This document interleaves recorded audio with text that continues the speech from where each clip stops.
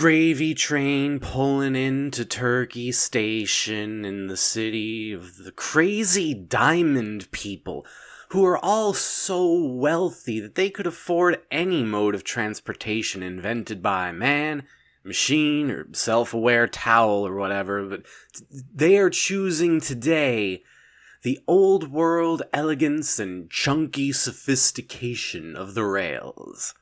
They board, stepping, clad in double sandals that wrap around to estrangulate the entire circumference of their spherical feet meet, tying up the laces with blonde container of strained fears. They don't have any of those organically, they need to rent them because they're secure. They know where their next meal is coming from. It's coming from DoorDash.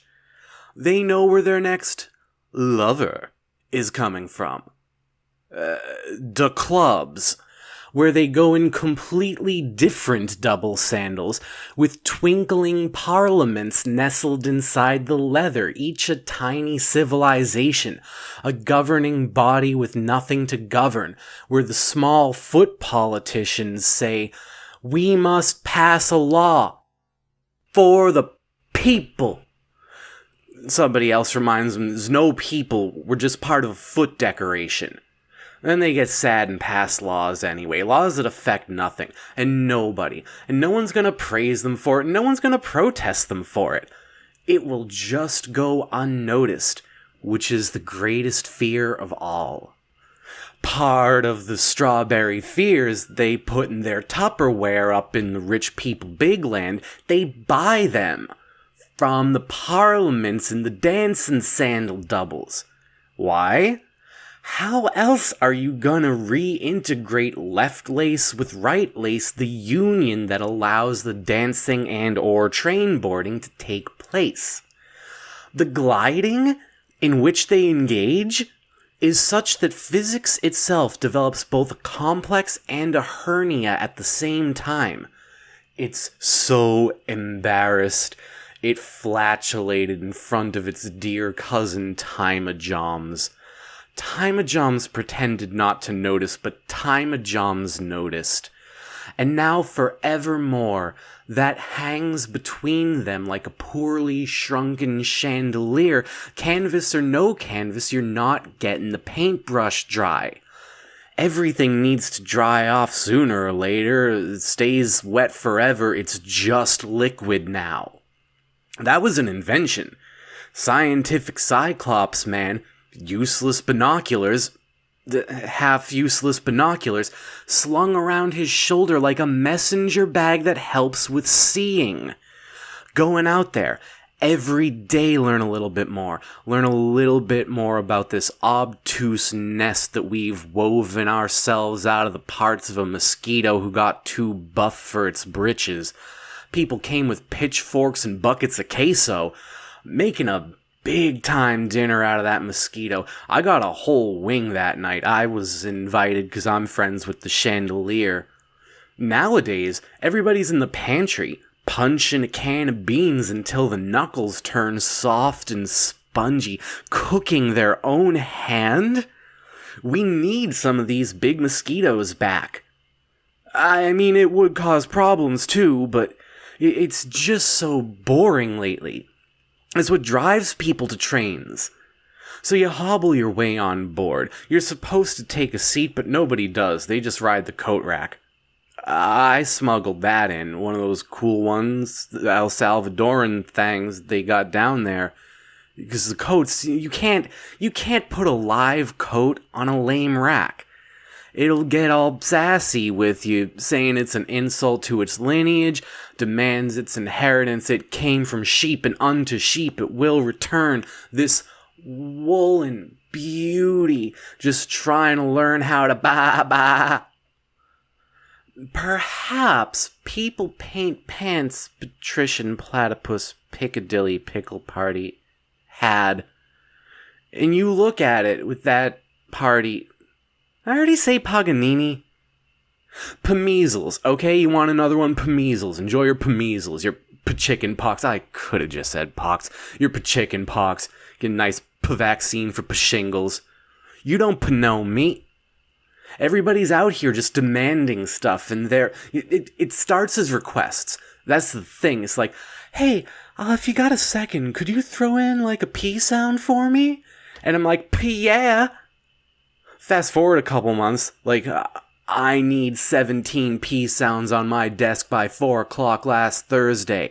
And I go, I can't padupa that. That's in the past. And they're like, you're fired. I leave thinking, you can't even do it right. What do you know? I now have to battle my way out of this triangular nerve center. I got to be part of a big cephalopod. He's evil. I control the elbows.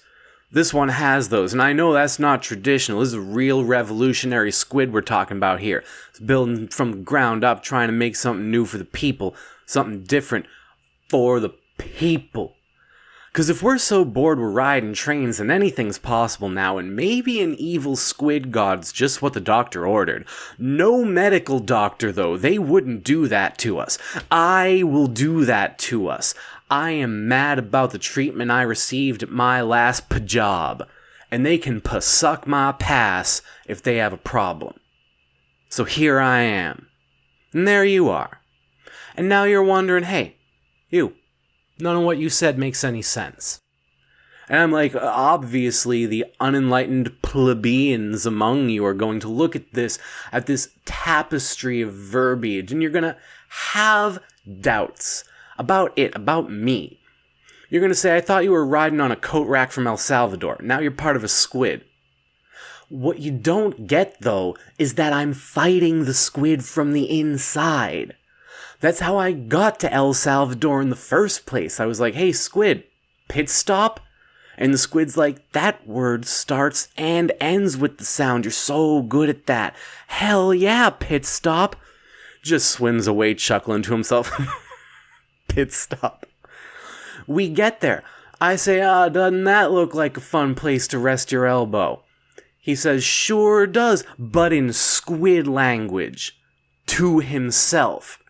Rests the elbow, falls asleep, and while all the locals are gathering up their axes and their mosquito pitchforks and flamethrowers, maybe a couple of steak knives in there too, if you're just trying to put in a good show of being part of the community, they're digging out the stuff. I slip out by a coat rack, saved up for that during the last job, somehow knew it would all come to this one day.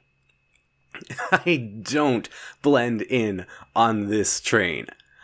I'm not gonna pretend I do. But a wise man once told me, compensate. In any situation, for any perceived shortcoming, just compensate.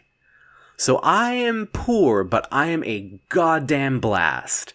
These richos, they don't like me, but they like being around me. So we're just kinda channeling our baked goods down through the peninsula and galvanizing every giblet we encroach upon. It's going to be a party. It's not one yet. I mean, look the hell around you. It's not one yet. But you can almost smell, in the same way that one almost smells the oncoming rain, you can almost smell the impending confetti, which itself will rain down upon us at the advent of party time. And when will it stop, you might ask? Shut up! Just appreciate it. Appreciate that it's coming. We're not even there yet and you're worried about when it ends. This is what people's problem is. Look forward to the good stuff. You can even look badward on the back stuff if you want. That's called regret. I do it all the time. I've got some of those. However, you don't hold a pre-funeral right when a kid is born. You don't go like, all right, let's practice buying flowers for when this thing dies. You get like cool pants for it to poop in. That's what it is.